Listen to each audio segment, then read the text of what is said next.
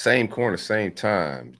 It's my man Dan Thompson, your boy Uncle Silk. We back with a big commitment out of Gainesville. Dan, what it do, my guy?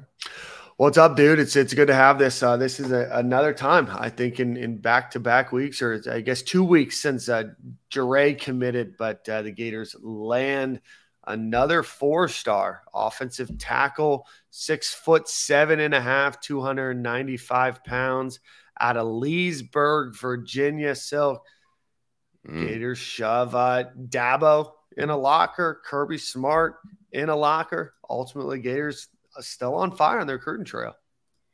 Great get. This was a must get out in my opinion. We needed. I like the offensive line recruiting. We got some guys that are going to develop fine. I also think we got some guys that are going to go up in the rankings.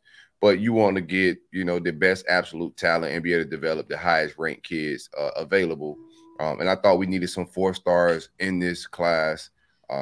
We got 2 offensive line coaches at that spot. I've been saying and harping on that all season. So to see them win a battle like this, because up until yesterday, we all thought this was just a Clemson win. Yep. Even though we like what his mom was saying after leaving the official visit, we just haven't been winning those type of battles on the offensive line.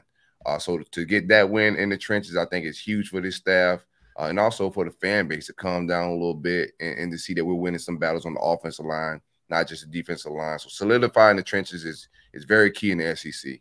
Absolutely. And we mentioned beating out Arkansas. Sam Pittman, former offensive line coach at Georgia, is now their head coach. Obviously, one of the best in the country when it comes to offensive line. Stacey Searles over there at Georgia, one of the best offensive line coaches in the country. And we've talked, and you mentioned it. So, Rob Sell, Darnell Stapleton, we've wanted to see. We saw some improvement on the offensive line last year. Now we want to continue to see that improvement in the development of those players, but we want to make sure that Florida's going out and getting those top flight offensive linemen around the country and being able to beat Clemson, Georgia, Arkansas, Auburn, a number of other schools for Fletcher is a huge get for the Florida Gators. So, we talked about it a few weeks ago, Silk. A lot of fans, it's funny if you look back 5-6 weeks ago, all the fans are wondering where all these guys going to commit from. All these guys are coming on campus or not visiting. Well, Florida's gotten 11 commitments since then. Fletcher's a guy that visited almost a month ago, and here he is pulling the trigger for the Gators today. A huge get for them. Yeah, you got to continue to recruit because he visited us on an official visit, and then he had other visits still set up. So, the pecking order of the visits, traditionally you want to be last. We wasn't last, so it wasn't stacking up for a win. But we got up a prototypical left tackle, has the length and size that you want. Not a huge project kind of a guy.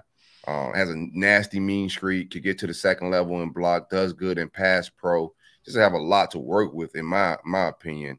And also he's the number 19 offensive tackle overall. So that's the neighborhood you want to be in ranking wise.